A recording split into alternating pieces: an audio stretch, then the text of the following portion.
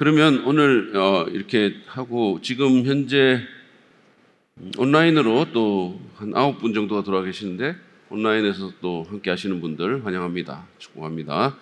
여러분에게도 복이 되시기를 바라겠습니다.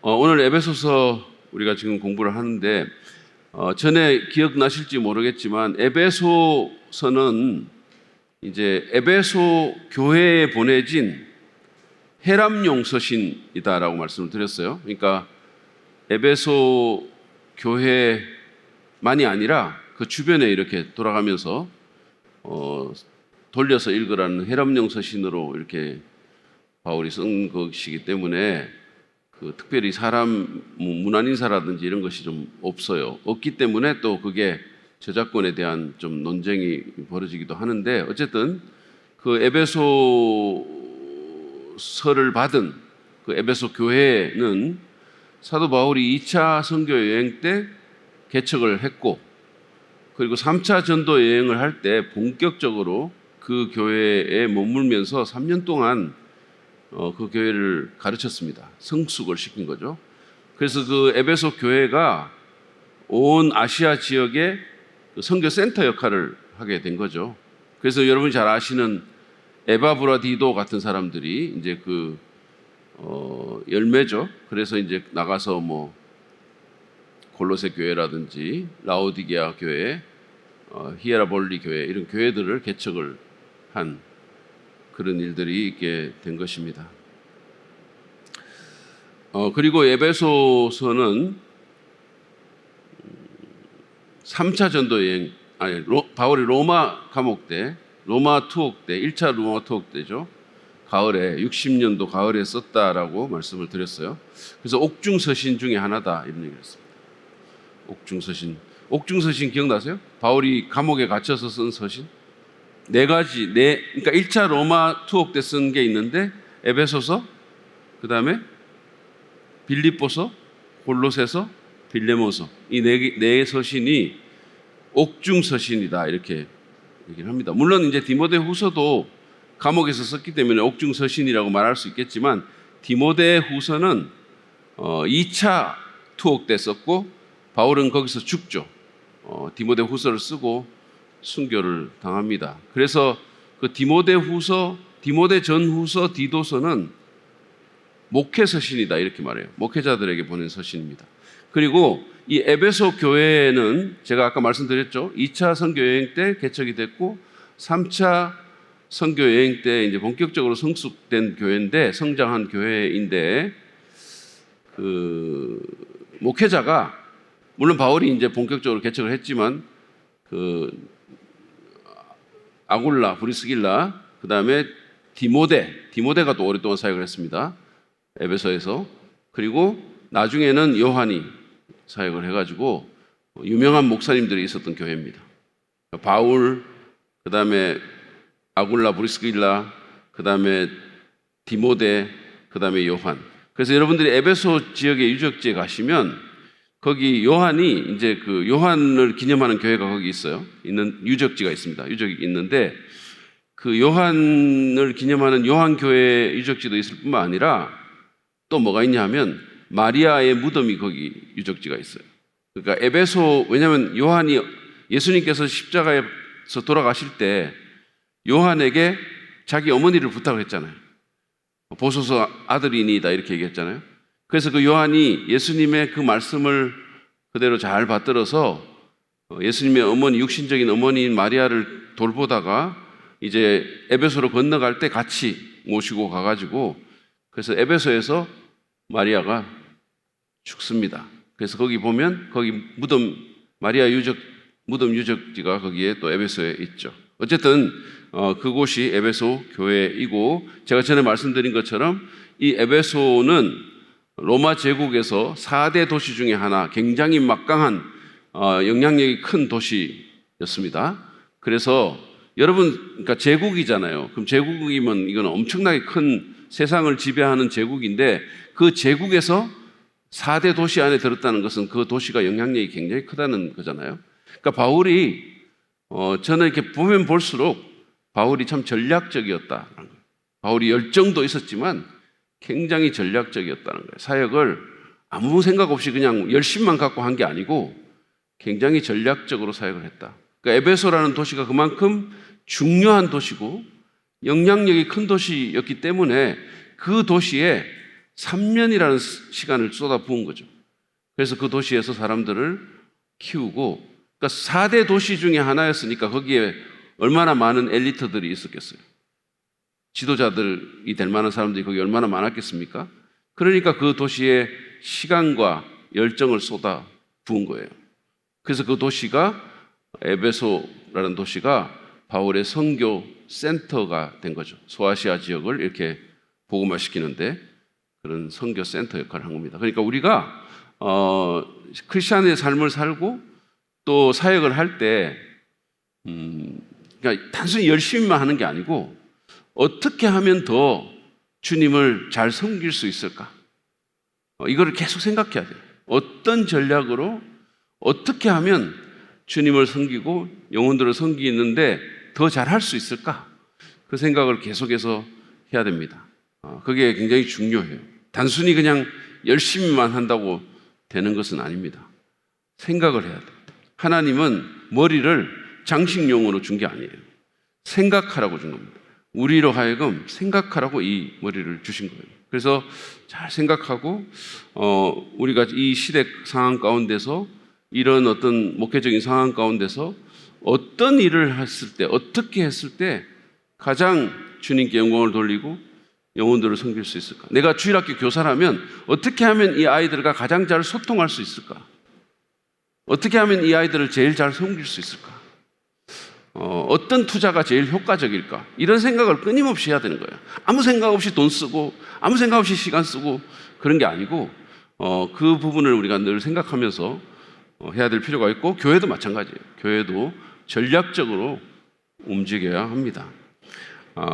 저는 이제 하워드 핸드릭스 교수님이라는 분을 존경하고 제가 신학교 다닐 때 그분한테 몇 과목을 배울 수 있는 그런 큰 정말 축복을 받았어요. 지금 세계적으로 유명한 분이거든요. 그리고 그 밑에 멘토들이 존 맥스웰이라든지, 멘티들이 존 맥스웰이라든지 스윈돌이라든지 그 제자들을 봐도 진짜 대단한 사람들이 많거든요. 근데 하워드 핸드릭스 교수를 통해서 제가 배운 많은 것들이 있는데 그 중에 하나가 뭐냐 하면 영성과 창의성이 서로 반대되는 개념이 아니라는 거예요. 영성과 창의성은 서로 상호 호환적인, 어떤 면에서 보면 그런 개념입니다. 사람이 영적이라고 창의적이지 않는다는 것은 말이 안 된다라고 오늘 얘기를 했어요. 그래서 우리가 항상 좀 이렇게 생각하고 새롭게 뭔가를 시도하고 이런 것들이 필요합니다. 자, 오늘 우리가 공부하는 내용은 에베소서의 특징인데, 에베소서는 하나님 중심적이고 그 다음에 그리스도와의 연합을 강조해서 그리스도 안에서라는 표현을 굉장히 많이 썼다 그랬어요. 그러니까 신약 성경에서 쓰인 것의 반 정도를 거기서 썼다 그랬고, 그 다음에 굉장히 실제적이고 직접적인 본면이 있었고 관계적이고, 또 다른 특징은 굉장히 교회론적인 교훈이 많다는 거예요. 그러니까 에베소서는 한마디로 교회에 대해서 알려주는 그런 책이기도 합니다. 그 다음에 이제 오늘 우리가 보는 것은 에베소서의 특징 중에 하나가 뭐냐면 예배와 기도로 가득 차 있다는 거예요. 에베소서는 예배와 기도로 가득 차 있습니다. 그러니까 이거는 어떤 면에서 보면 에베소서가 교회론적인 교훈을 담고 있는 것과 연결이 되는 거죠. 왜냐하면 교회는 예배하고 기도하는 곳이니까요.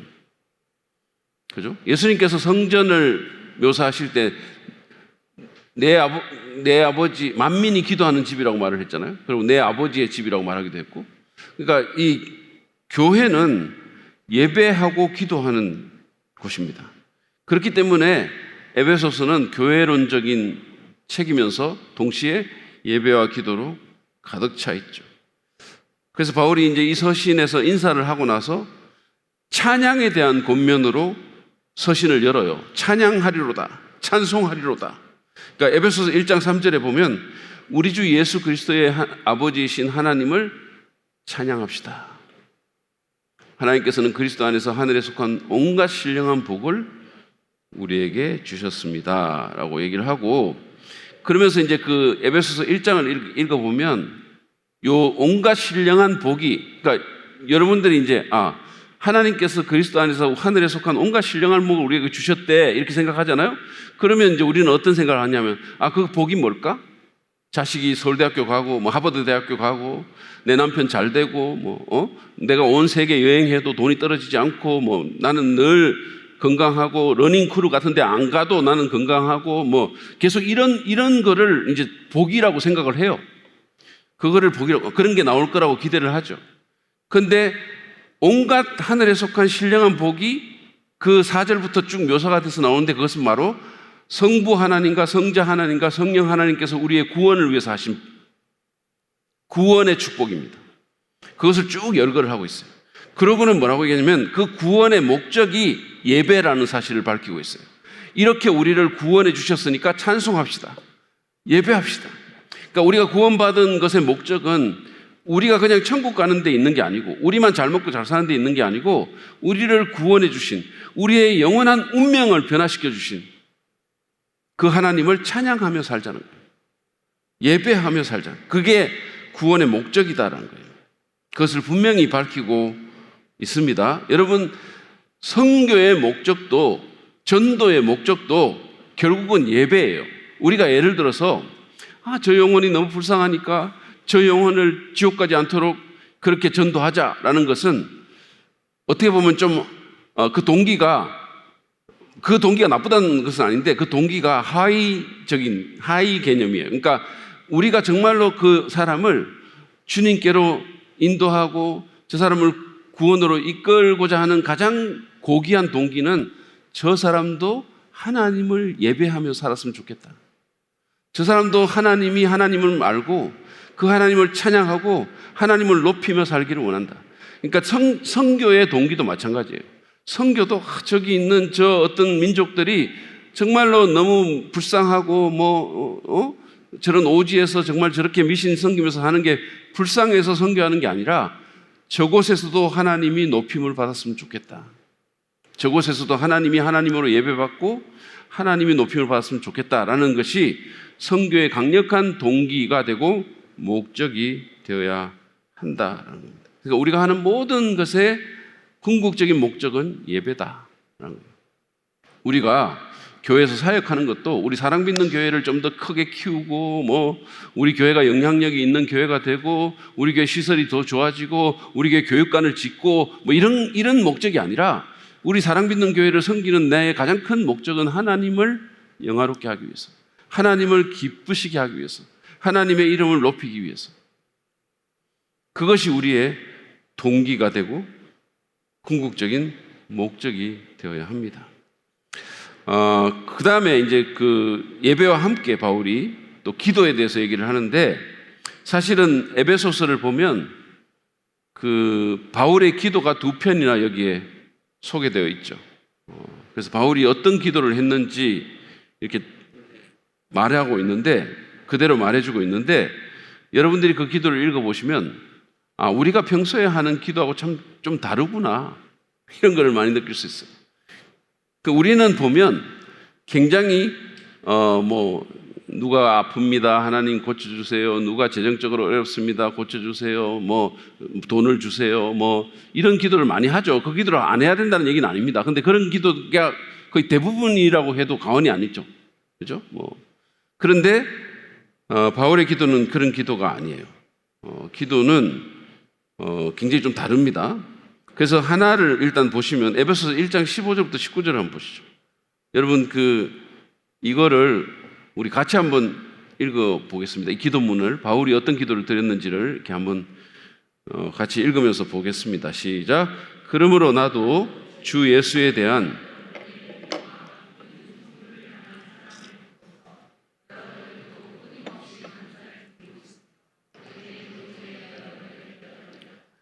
우리 주 예수 그리스도의 하나님이신 아버지께서 지혜와 계시의 영을 여러분에게 주셔서 하나님을 알게 하시고 여러분의 마음의 눈을 밝혀주셔서 하나님의 부르심에 속한 소망이 무엇이며 성도들에게 베푸시는 하나님의 영광스러운 상속이 얼마나 풍성한지를 여러분이 알게 되기를 바랍니다. 또한 믿는 사람들인 우리에게 강한 힘으로 활동하시는 하나님의 능력이 얼마나 네. 그러니까 여기 보면 바울의 기도가 이제 자기가 기도한 내용을 이제 에베소 성도들한테 알려주는 거잖아요. 근데 그 기도가 어떤 거냐면, 하나님께서 지혜와 계시의 영을 에베소 교회 성도들에게 주셔서 하나님을 더 알았으면 좋겠습니다. 그걸 위해서 기도하는 거예요. 우리 주일학교 아이들이 하나님을 더 알기를 원합니다. 우리 남편이 하나님 더 알기를 원합니다. 우리 사랑믿는 교회 성도들이 하나님 더 알기를 원합니다. 그리고 또 말하기를 마음의 눈을 밝혀주셔서 부르심에 속한 소망이 뭔지를 알았으면 좋겠고, 그 다음에 하나님이 물려주시는 그 영광스러운 상속이 얼마나 대단한지를, 얼마나 풍성한지를 알았으면 좋겠어. 그리고 우리에게 역사하는 하나님의 능력이 얼마나 강한지, 얼마나 큰지를 알았으면 좋겠다. 하나님 알게 해주세요. 이렇게 기도했다는 거예요. 그러니까 계속해서 여기 보면 알기를 바란다는 기도를 해요. 알기를 바란다.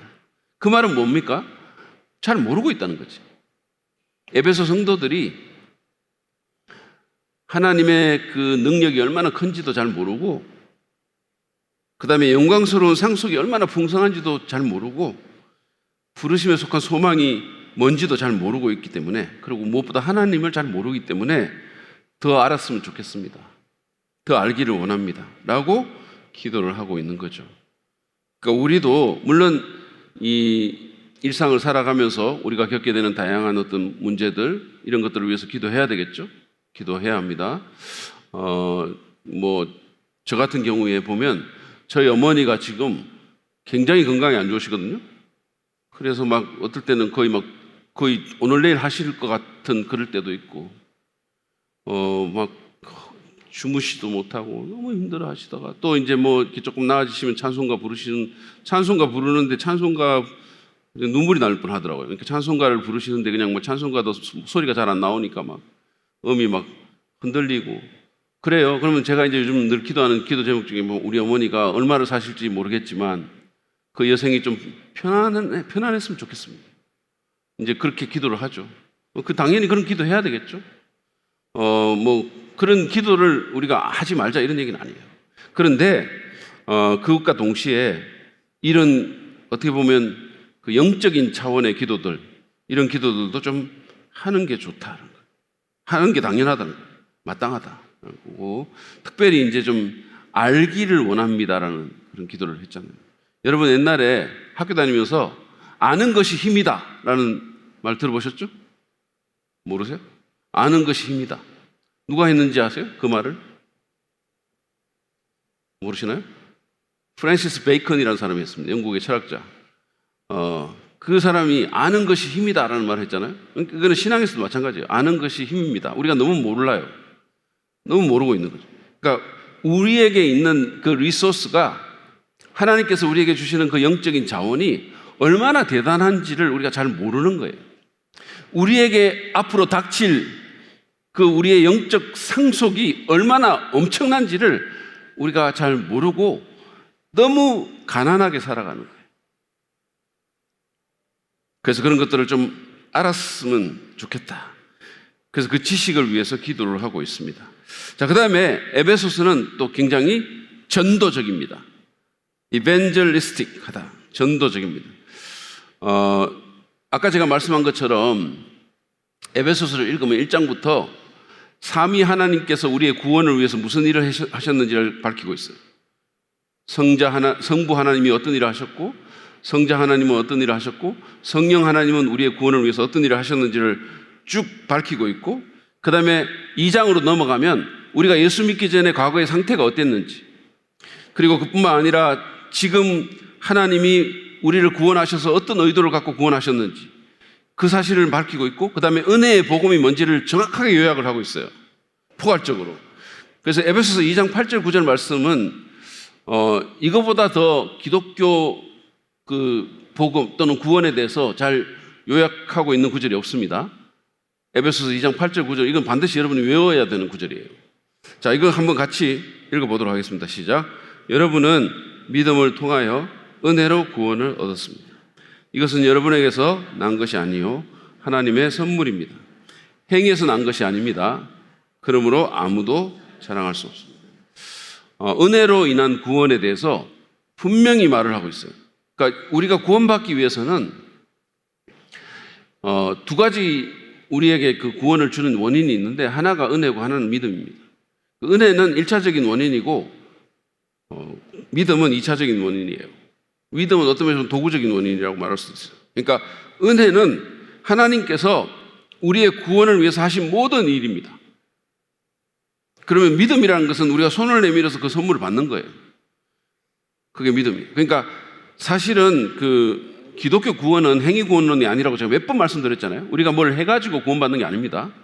우리가 뭐 기도하고 헌금하고 뭐 새벽기도 나가고 금식하고 그래서 구원받는 게 아니에요. 그 자체가 나쁘다 또는 그걸 하지 말아야 된다 이런 뜻이 아니고, 그것 때문에 구원받는 게 아니라는 거예요. 우리는 하나님의 은혜로 구원을 받습니다. 모든 종교와 기독교의 차이점은 여기에 있는 거예요. 근본적인 차이점은. 그러니까 모든 종교는 출발점이 사람에게 있어요. 사람에게서 하나님에게로 올라가는 거예요. 사람이 뭔가를 하고 신의 어떤 진노를 누그러뜨리기 위해서 제사를 드리고 헌금을 하고 뭔가를 해요. 돌을 닦고 무슨 무릎으로 기고 삼보일배하고 이런 걸 합니다. 그러나 기독교는 이게 위에서부터 아래로 내려오는 거예요. 아래에서 위로 올라가는 게 아니고 위에서부터 아래로. 그러니까 우리를 긍휼히 여기시고 우리를 사랑하시는 하나님이 위에서부터 주도권을 쥐고 아래로 내려오셔서 우리에게 모든 구원의 역사를 이루시고 그 선물을 우리에게 주시는 거예요. 받으라고. 그러면 우리가 손을 내밀어 그걸 받는 것이 믿음이죠. 그러니까 에베소 2장 8절 9절은 그 사실을 정확하게 요약하고 있어요. 그래서 우리가 행위에서 난 것이 아니기 때문에 우리는 아무도 그 구원을 자랑할 수 없다라고 그렇게 분명히 말을 하고 있습니다. 그러니까 기독교인은 정말 우리가 그 복음을 알게 되면 교만이 꺾여야 정상이고 자랑 안 하고 감사해야 정상인 거예요. 한없이 감사하고 계속해서 찬양하고, 어떻게 나 같은 인간을 하나님이 이렇게 사랑하셔가지고 이렇게 좋은 선물을 내게 주셨나요? 이렇게 말을 하는 것이 정상적이라는 거예요. 자, 그 다음에 그래서 그 복음을 포괄적으로 요약하고 있을 뿐만 아니라 또 에베소서가 전도적인 것은 지금 우리가 살고 있는 세상이 굉장히 이 갈등이 많고 불화와 소외의 세상 아닙니까? 그 소외가 만연한 이 시대에 복음의 수평적인 차원에 대해서 바울이 말하고 있어요. 다시 말하면 평화, 화해, 그 다음에 교회 공동체, 이런 것에 대해서 에베소가 말을 하고 있는 거예요. 그래서 여러분이 예수님을 믿으면 여러분은 위로 화해할 뿐만 아니라 수평적으로도 화해를 경험할 수 있습니다. 평화를 누릴 수 있어요. 교회 공동체가 바로 그런 일을 할 수 있습니다 라고 말을 하기 때문에 매우 전도적이다라고 또한 얘기할 수 있습니다. 여러분, 우리나라가 전 세계에서 갈등 지수가 세계 최고인 거 아세요? 대한민국이 갈등 지수가 세계 최고입니다. 나라가 이게 갈갈이 그냥 나눠져 있어요. 그러니까 무슨 이념별로, 세대별로, 그 다음에 무슨 성별로, 지역별로 얼마나 많이 나눠져 있는지 몰라요. 그래서 서로가 서로를 증오하는 말들이 SNS 상에서 난무하죠. 난무합니다. 하여튼 이게 저는 개인적으로 굉장히 좀 안타까운 것 중에 하나가 뭐냐면, 우리가 이렇게 좀 이 성경적인 어떤 기준을 갖고 그래서 이 성경을 바탕으로 뭔가를 해야 되는데, 기독교인들도 정치적인 이념이 성경을 넘어서 있는 사람들이 너무 많아요. 이념으로 판단하는 거죠, 어떻게 보면. 그래서 그걸로 네 편 내 편 가르고, 저는 개인적으로 이렇게 자든 우든 간에 SNS 상에서 이렇게 과도한 정치적 발언을 하는 사람들 보면 이 사람들이 예수 그리스도가 자기들의 주님인가, 아니면 무슨 정치 지도자가 주님인가, 어떤 이념이 주님인가, 이런 생각을 할 때가 있어요. 그리고 자기 편이 잘못하는 거 이렇게 그거에 대해서 잘못됐다고 말하는 사람 한 번도 못 봤어요. 그런 일 하는 사람도 보면. 아니, 예를 들어서 내가 진보를 지지하는데 진보에 잘못한 게 하나도 없습니까? 만약에 내가 진보를 지지한다고 하면 진보에도 잘못한 사람들 얼마나 많습니까? 근데 그거 한마디도 말 안 해요. 그 위선에 대해서 한마디 말 안 합니다. 그냥 넘어가요. 그러다가 보수가 뭔가 좀 잘못하면 얼마나 난리를 치는지 몰라. 이거는 양쪽 다 마찬가지예요. 그게 뭡니까? 그거는 그 사람이 성경의 기준 위에 서 있는 게 아니라는 얘기예요. 그 사람은 이념에 이미 물들어 있어가지고 이념이 신이 된 사람이에요.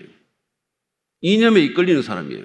아니, 그래가지고는 내가 너무 기가 막히는 것 중에 하나가 뭐냐 하면, 물론 뭐 나라를 사랑하고 좋아요. 뭐 정치적인 이념도 뭐 이렇게 활동하는 수도 있는데, 제일 제가 가슴 아픈 게 뭐냐 하면, 아니, 어떤 사람이 같은 목회자인데 정치적인 이념이 다르다는 이유로 거의 그냥 원수처럼 대해요. 그 사람을 쓰레기처럼 대합니다. 같은 목회자인데. 근데 스님하고는 잘 지내요. 이념이 같으니까. 너무 웃기는 거 아니에요? 너무 뭔가 잘못된 거 아니에요? 여러분, 예수님의 12제자 중에는요, 친로마, 완전히 그냥 친로마파, 세리들 얼마나 친로마입니까? 친로마파도 있고, 완전히 반로마, 열심당원들은 로마 사람들 찔러 죽이는 사람이에요. 거기서 그 그룹 안에서 서로 공존했습니다. 어떻게 그러면 그들이 공존할 수 있었을까? 정치적인 이념을 뛰어넘는 하나님에 대한 충성이 거기 있었고, 하나님 나라에 대한 로열티가 거기 있었기 때문에 그게 가능했던 거죠. 근데 이게 완전히 뒤바뀌었어요. 너무 웃겨요. 그래가지고 같은 어떤 한 목사님이 정치운동 하다가 이번에 구속된 거 여러분 아시죠? 저는 목사가 정치운동 하는 거 반대하는 사람이에요. 그렇지만 구속도 과하다고 생각해요. 근데 그거를 뭐 같은 목사가 구속돼도 그냥 막 쌍수를 들어 환영하고, 그러면 자기들 편 사람들이 그렇게 되면 어떻게 할지 궁금해요. 그러니까 이게 제가 보면 너무 갈등이 많아. 근데 그 갈등이 뭐 정치, 이념, 뭐 젠더 이런 걸로 너무 갈등이 많은 거예요. 지금 미국에서 그 소위 찰리 컥이라는 젊은 보수 운동가가 암살이 됐어요. 총알 맞고. 암살이 됐어요. 근데 제가 이렇게 저는 미국 목사님들 이렇게 그걸 보잖아요. 근데 보면 조금 진보적인 목사님도 그렇고, 조금 보수적인 목사님도 그렇고, 가장 보수적인 목사님도 그렇고, 모든 사람이 어떻게 얘기하는지 아세요? 모든 사람이 이 정치적인 폭력은 너무 잘못된 거다. 이 사람의 인생이 너무 아깝다. 전부 애도를 해요. 전부 애도를 해요. 그리고 심지어는 그러니까는 이 사람하고 완전히 대척점에 서 있는 버니 샌더스라는 아주 진보적인 상원의원이 있어요. 그 버니 샌더스도 이거 너무 잘못된 거다. 이래서는 안 된다. 민주주의가 단지 정치적인 어떤 의견이 다르다는 이유로 사람을 죽이고 이렇게 하면 안 된다. 이거는 완전히 증오범죄다. 그러면서 그거를 이렇게 정죄하는, 그리고 정말 이 죽음을 애도하는 그런 성명을 낸 것을 보고 제가 그래도 미국은 한국보다 낫다. 한국보다 낫다. 그런 생각이 들었어요. 여러분, 지금 제가 말하는 포인트는 이겁니다. 우리나라가 너무 찢어져 있어요. 갈등이 너무 심합니다. 그런데 기독교인마저 여기에 뛰어들어가지고 주님이 아니라, 성경 말씀이 아니라 어떤 정치적인 이념을 기준으로 편가르고 싸우고 증오의 말을 내뱉으면 어떻게 되겠습니까? 교회는 어떤 게 교회냐 하면, 예수님께서 처음에 하나님께서 고안하시고 예수님께서 세우신 그 교회는 인종과 성별을 초월하는 교회였었어요. 그리스도 안에서 모든 것이 하나다 그랬어요. 그래가지고 어떤 놀라운 일을 만들어냈습니까? 그 당시에 여러분, 유대인들은 어떤 기도를 했냐면, 하나님, 내가 저 이방인으로 태어나지 않아서 감사합니다. 아침마다 나는 개도 아니고 이방인도 아니라서 감사합니다 그랬어요. 그런 유대인이 예수님 믿고 나서 이방인과 함께 한자리에서 주님을 예배하는 그런 게 교회예요. 그러니까 저는 이렇게 생각합니다. 교회가 교회다우면 그 자체로 전도적인 거예요. 교회가 교회다우면 그 자체로 전도적입니다.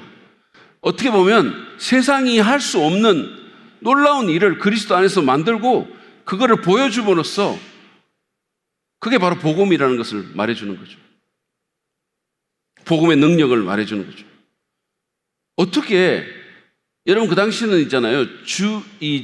주인하고 그러니까 자유자하고 종하고 입고 다니는 옷도 달랐거든요.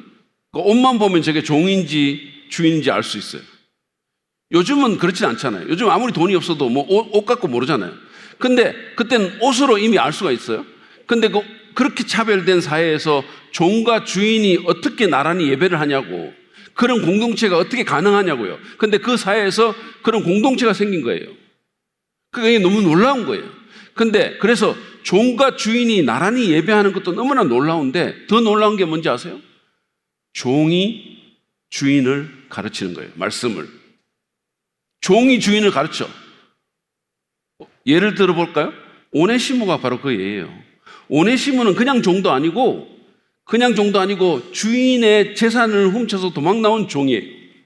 근데 이 사람이 예수 그리스도 안에서 회복되고 주님을 믿는 주님의 자녀가 되니까 바울이 그 사람을 주인에게 돌려보냈죠. 주인이 그를 받아주죠. 죽여야 되는 거거든요. 주인이 그를 받아줘요. 그리고 나중에 어떻게 되는지 아십니까? 오네시모는 기독교 전성에 의하면 교회의 감독이 돼요. 교회의 감독이 뭔지 아십니까? 목사입니다. 목사가 되는 거예요. 그러니까 종이 목사가 돼서 주인을 가르치는 거예요. 이런 사회가 세상에 어디 있냐고. 그 당시에 그 사회에서 노예제도가 엄연히 존재했던 그 사회에서, 아니 어떤 사회에 어떤 공동체에 가봤더니 아니 그 공동체는 주인과 종이 또는 자유인과 종이 나란히 앉아서 예배할 뿐만 아니라 심지어는 종이 목사가 돼서 가르쳐요. 지도자가 됐어요. 세상에 그런 게 어딨냐고. 그러니 그게 세상의 장관이 된 거예요. 뭐 이런 데가 다 있냐 이렇게. 그 자체가 충격이 된 거죠. 그러니까 교회가 교회다우면 그 자체로 전도적입니다. 우리 교회가 진짜로 하나님의 나라를 구현하고 정말 하나님이 통치하는 그런 어떤 공동체가 되면 세상이 우리 교회를 주목하지 않을 수 없을 거예요. 그래서 교회는 그런 교회가 되어야 됩니다. 그것을 우리가 꿈꿔야 되는 거예요. 자, 에베소서 2장 14절부터 16절에 보면 이런 말씀이 있죠. 그리스도는 우리의 평화이십니다. 그리스도께서는 유대 사람과 이방 사람이 양쪽으로 갈라져 있는 것을 하나로 만드신 분이십니다. 이거는 우리는 그냥 이 말씀을 읽고 넘어가잖아요. 그런데 그 당시에 사람들이 보면 어떻게 그게 가능해? 어떻게 유대 사람과 이방 사람이 하나가 돼? 너무 놀라운 거예요. 지금 있잖아요. 미국에서 백인들이 흑인 차별하는 거하고는 상대가 안 되는 거예요. 이게 이 차별이. 유대인이 이방인을 사람 취급 안 했습니다. 개 취급했어요. 이방인도 마찬가지예요. 유대인들을 그렇게 취급했습니다. 근데 그 유대인과 이방인이 하나가 된다? 이게 어떻게 가능한 겁니까? 그분은 유대 사람과 이방 사람 사이를 가르는 담을 자기 몸으로 허무셔서 원수된 것을 없애시고 여러 가지 조문으로 된 계명의 율법을 폐하셨습니다. 그분은 이 둘을 자기 안에서 하나의 새 사람으로 만들어서 평화를 이루시고 원수된 것을 십자가로 소멸하시고 이 둘을 한 몸으로 만드셔서 하나님과 화해시키셨습니다. 그래서 기적을 이루신 거예요. 그래서 하나의 새 사람이 만들어졌다 그랬어요. 그래서 기독교인을 뭐라고 얘기를 하냐면 새로운 인류 이렇게 말합니다. 그 당시에 세상에서 유대인이라는 인류가 있고 이방인이라는 인류가 있는데 기독교인이라는 새로운 인류가 생긴 거예요. 또는 제3의 인류라고 말하기도 합니다. Third race. 제3의 인류. 그 그림이 왜 나왔을까요? 아니, 그 그림 다시 한번 보여주세요. 이거 하나님 섭리인데, 문현 사모님, 그 그림을 보여주세요. 아니, 왜 못 보여줍니까? 보여주세요. 네. 감상, 얼마나 아름답냐 이거지.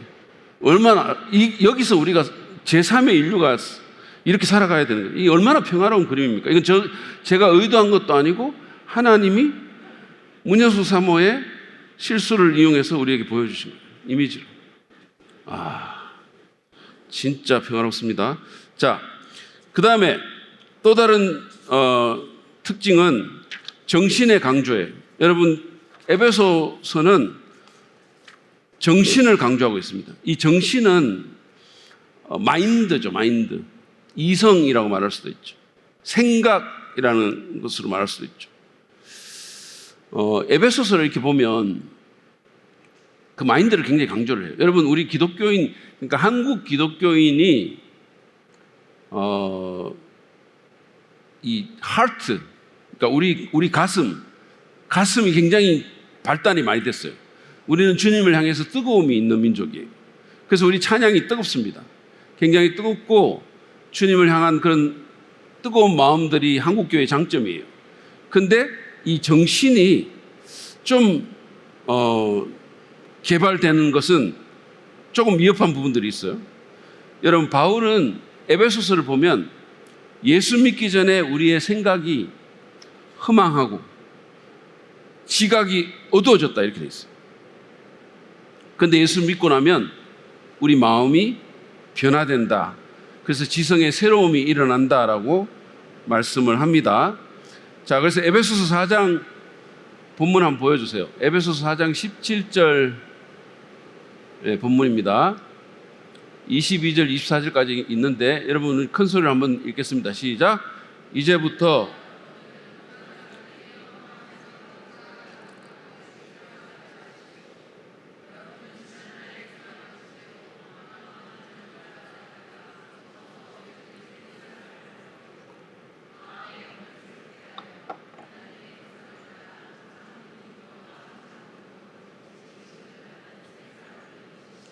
네, 여러분 이거 보시면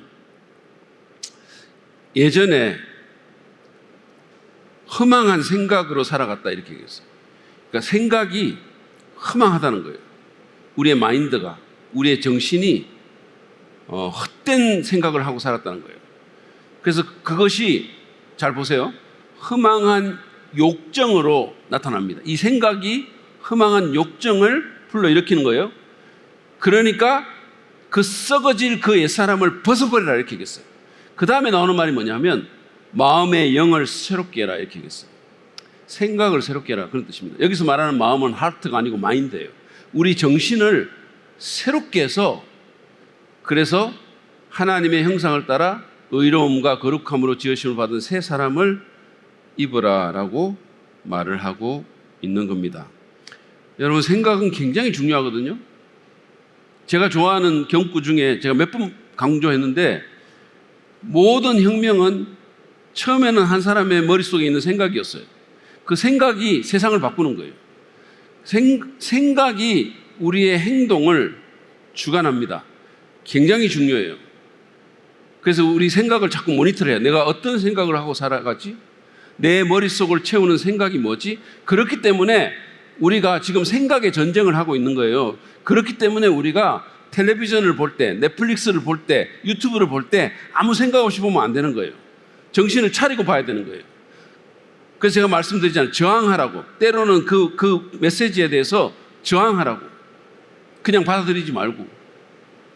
그래서 내 생각이 나도 모르는 사이에 어떤 생각들이 내게 들어와요. 그것이 내 생각을 형성하는 거죠.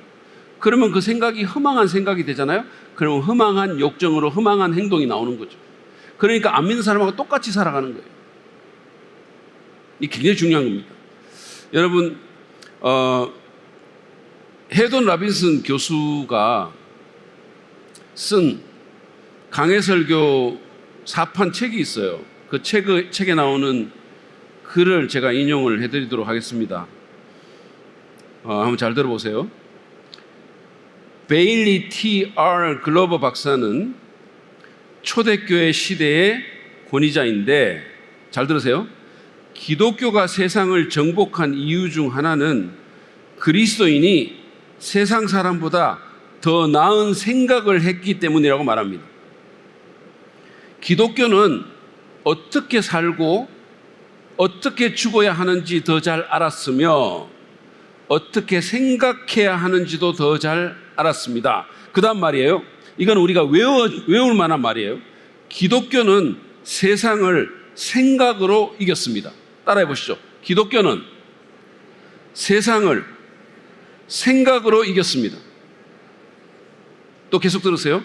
여기에 매우 흥미로운 표현이 있습니다. 그리스도인은 최고의 책을 읽고, 성경이죠. 그리스도인은 최고의 책을 읽고 그것을 받아들이고 세상에서 가장 자유로운 지적 생활을 했습니다. 예수님은 당신을 그 사실에 충실하도록 자유롭게 하셨습니다. 무지한 그리스도인을 위한 자리는 없습니다. 처음부터 모든 그리스도인은 알고 이해해야 했고 복음을 읽어야 했으며 자기가 믿는 이유를 제시해야 했습니다.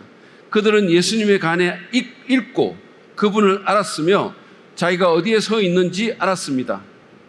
잘 들으세요. 그 고대 세계에서 누가 생각했겠습니까? 거듭해서 말하지만 그리스도인이었습니다. 그들은 세상을 생각으로 이겼습니다. 그래서 이게 중요하다는 거예요. 여러분, 생각하는 것 매우 중요하고 하나님께서 우리에게 생각을 주셨고 지성을 주셨잖아요. 그렇기 때문에 그 생각, 새 사람을 잊고 변화된 정신으로 우리가 살아가야 돼요. 변화된 정신으로. 로마서 12장 2절에도 보면 너희는 이 세대를 본받지 말고 오직 뭐예요? 마음을 새롭게 함으로 그랬어요. 그 마음이 이 하트가 아니에요. 마인드를 새롭게 해라 그랬어요. Renewing your mind 그랬어요. 생각을, 정신을 새롭게 하라는 거예요. 여전히 유교 믿는 사람들이 생각하는 것처럼 살지 말고, 생각하지 말고, 여전히 불교식으로 생각하지 말고, 여전히 세상 사람들이 세속적으로 생각하는 것처럼 생각하지 말고 우리의 생각을 새롭게 하는 거예요. 그래서 지혜와 계시의 영을 아까 구하라고 바울이 말했잖아요. 지혜와 계시의 영을 구해서 하나님 내 심령을 새롭게 해주시고 내게 지혜를 주시고 그래서 그 지혜의 영으로 하나님의 뜻을 분별하게 해주세요. 분별하려면 어떻게 돼요? 분별하려면 생각해야 되는 거예요. 여러분, 분별하는 것은 어떤 사람들은 남을 정죄하기를 잘하는 사람을 분별력이 있다고 말해요. 그렇지 않습니다. 남을 정죄하는 게 분별이 하는 게 아니에요. 분별하는 것은 이게 하나님의 뜻인지 아닌지, 이게 성경에 근거한 삶인지 아닌지, 이런 걸 분별하는 거예요. 분별하려면 어떻게 해야 돼요? 머리를 써야 돼요. 생각해야 돼요. 그리고 악한 영의 유혹을 이겨내도록 촉구를 하고 있죠. 그래서 에베소서를 보면 이 정신이라는 것은 단순히 그냥 이성적인 사고를 넘어서 성령의 능력으로 새롭게 변화돼서 날마다 새롭게 돼서 하나님을 알아가고 그 뜻을 따르는 중요한 역할을 하는 것입니다. 그래서 여러분, 우리가 매일같이 성경을 읽잖아요. 그 매일같이 성경을 읽으면 그 성경은 이 지상의 최고의 책입니다. 최고의 정신이 거기 있는 거예요. 최고의 사상이 우리한테 들어오는 거예요. 아시겠어요? 성경을 읽으면 최고의 사상이 우리에게 들어오는 거예요. 우리가 마땅히 생각해야 할 것을 성경이 가르쳐 주는 거예요. 그래서 그 성경을 읽을 때 성령의 능력으로 우리의 지성이 새롭게 된다 이거예요. 그래서 하나님을 알게 되고, 그러니까 이 세상의 최고의 존재이신 하나님을 알게 되고, 그 지성으로, 성화된 지성으로 하나님을 알고 그분의 뜻을 분별하고 그 뜻을 따라서 살게 되는 중요한 역할을 하게 만드는 거예요. 우리 인생이 최고의 인생이 될 수 있게 한다는 거예요. 어떤 사람이 이런 말을 했거든요. 우리에게 가장 좋은 게 뭐냐? 우리가 하나님의 뜻이 뭔가를 알고 그 뜻의 중심에 서 있는 것이 가장 좋은 거라고 그랬어요. 하나님의 뜻이 무엇인지를 알고 그 뜻의 중심에 서서 살아가는 것. 이게 우리 인생에 발생할 수 있는 최고의 현상이에요. 그런 일이 일어난다는 겁니다. 성령의 능력으로 우리의 지성이 새롭게 되고, 그래서 최고의 존재이신 하나님을 알게 되고 더 알게 되고 그분의 뜻을 따르는 중요한 역할을 합니다. 자, 에베소서 1장 17절 18절 말씀 다시 한번 읽을게요. 시작. 우리 주 예수 그리스도의 하나님이신 영광의 아버지께서 지혜와 계시의 영을 여러분에게 주셔서 하나님을 알게 하시고 여러분의 마음의 눈을 밝혀주셔서 알게 되기를 바랍니다. 그랬어요. 중요합니다. 이런 기도를 해야 돼요. 여러분 자신을 위해서도 기도해야 돼요. 하나님, 지혜와 계시의 영을 제게 주셔서 제 정신이 새롭게 돼서 하나님을 더 알게 하시고 마음의 눈이 밝혀져서 정말로 그 모든 풍성한 것들을 알게 되도록 인도해 주옵소서. 에베소서 5장 10절이에요. 주님께서 기뻐하시는 일이 무엇인지를 분별하십시오. 성화된 지성으로 주님이 기뻐하시는 일이 무엇인지를 분별하는 거예요. 그래서 여러분, 성경을 정기적으로 읽는 것, 묵상하면서 읽는 것이 여러분의 지성에 매우 중요합니다. 그 다음에 경건서적을 읽는 것 매우 중요해요. 양육반에서 책 읽히는 거 컴플레인 하지 말고 감사함으로 읽으셔야 돼요. 그리고 그 책을 읽을 때 아무 생각 없이 읽지 말고 생각하며 읽어야 돼요. 그래서 양육반에서 소감문 쓰내라는 거 불평하지 말고 감사함으로 소감문 써야 돼요. 왜냐하면 우리가 소감문을 쓰면 생각해야 되거든. 그래서 지성의 훈련을 해야 돼요. 여러분, 우리가 있잖아요. 러닝크루, 지금 여기 러닝크루 있죠. 여러분, 러닝크루 하는 사람들 가가지고 뭐를 합니까? 육체를 훈련하는 거예요. 여러분의 육신을 훈련하는 거예요. 근데 성경이 뭐라고 그랬어요? 육체의 연습은 약간만 유익하다 그랬어요. 그런데 경건의 연습은 뭐요? 범사에 유익하다 그랬어요. 일주일에 2-3시간을 또는 그 이상의 시간을 육체에 연습하는 사람들이 아니 하루에 30분 책 읽는 것 같고 컴플레인해서 되겠습니까? 저는 우리 교회에 러닝 크루가 아니라 리딩 크루가 생겨나기를 축복합니다. 아멘 하셨죠? 아멘 하셨죠?